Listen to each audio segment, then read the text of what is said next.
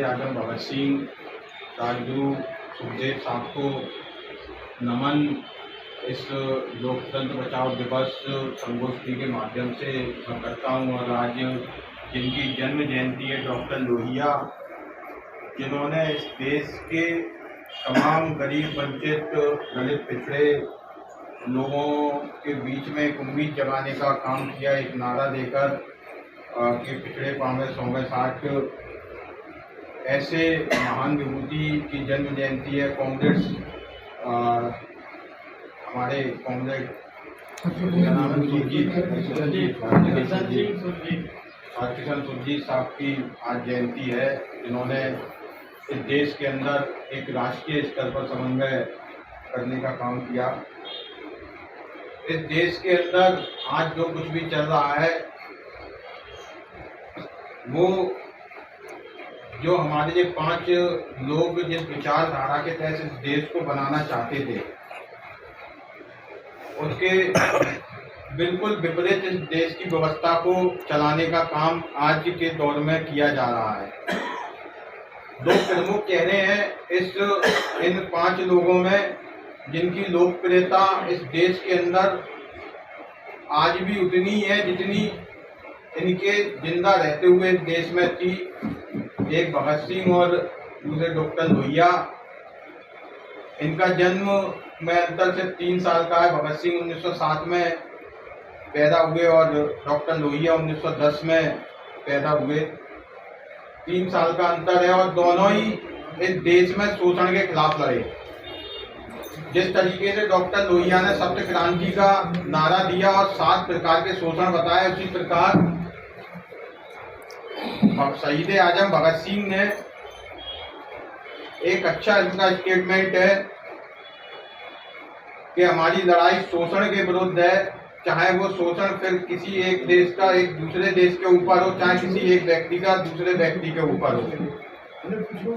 तो ये दोनों की लड़ाई इस देश के अंदर उस शोषण के विरुद्ध रही, जिस शोषण ने इस देश को बर्बाद करने का, जाति के नाम पर, धर्म के नाम पर बर्बाद करने का काम किया।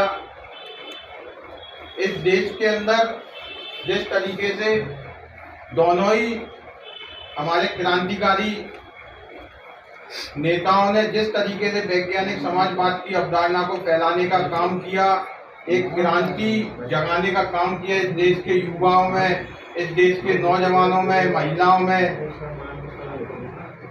तमाम उन लोगों में जो इस देश को एक शांति और अमन वाला देश, रोजगार वाला देश, एक महिलाओं के लिए सम्मान जीवन वाला देश बनाना चाहते थे। उन लोगों में एक संचार का, एक उस क्रांति के संचार का उन्होंने फैलाने का काम किया।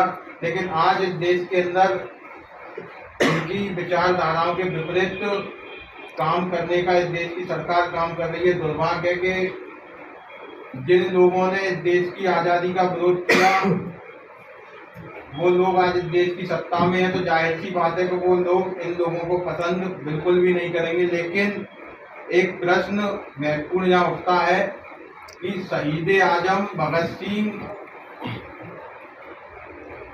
के सिर्फ हमें अनुयायी बनकर इस देश के अंदर वर्तमान में रहना है, या फिर दूसरा शहीद आजम बनकर इस देश के अंदर हमें काम करना है? क्या डॉक्टर लोहिया का अनुयायी बनकर सिर्फ इस देश के अंदर रहना है, या दूसरा डॉक्टर लोहिया बनकर इस देश में वर्तमान परिस्थितियों से निपटने का काम करना है?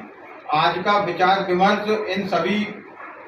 इन दोनों प्रश्नों पर मेरे हिसाब से होना चाहिए। और मुझे ऐसा लगता है आप और हम वो लोग हैं जो इस देश की सड़कों पर, इस प्रदेश की सड़कों पर, इस शहर की सड़कों पर इस देश को बचाने की लड़ाई, संविधान को बचाने की लड़ाई, लोकतंत्र को बचाने की लड़ाई, किसानी को बचाने की लड़ाई हम हमेशा से लड़े हैं। तो आज का जो समय है वो सिर्फ और सिर्फ इतना परिभाषित करता है कि हमें इस देश के अंदर अब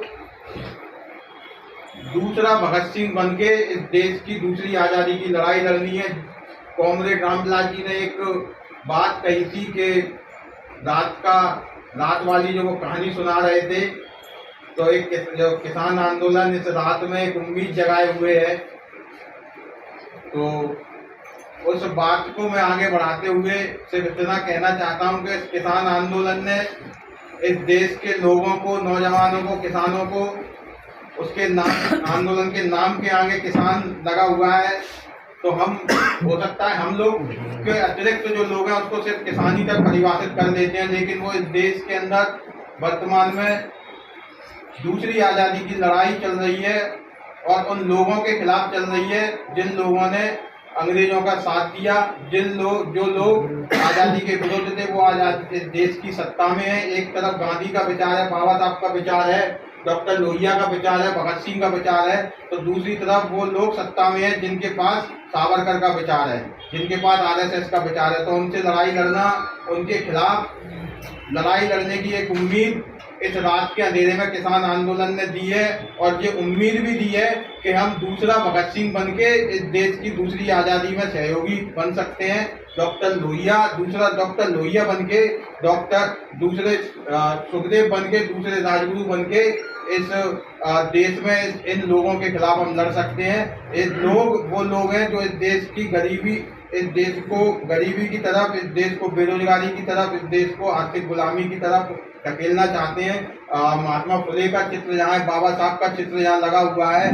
बाबा साहब जिस तरीके से इस देश के अंदर शोषण की व्यवस्था के खिलाफ लड़े, आज ये लोग इस विचारधारा को बर्बाद करने का काम कर रहे हैं। इसलिए हमारा कर्तव्य ज़्यादा बनता है कि हम दूसरे भगत सिंह बन के लड़ें, दूसरे डॉक्टर लोहिया बन के लड़ें और इस देश के तमाम उन लोगों तक न्याय पहुंचाने का हम काम करें, इनके खिलाफ लड़ने का काम करें।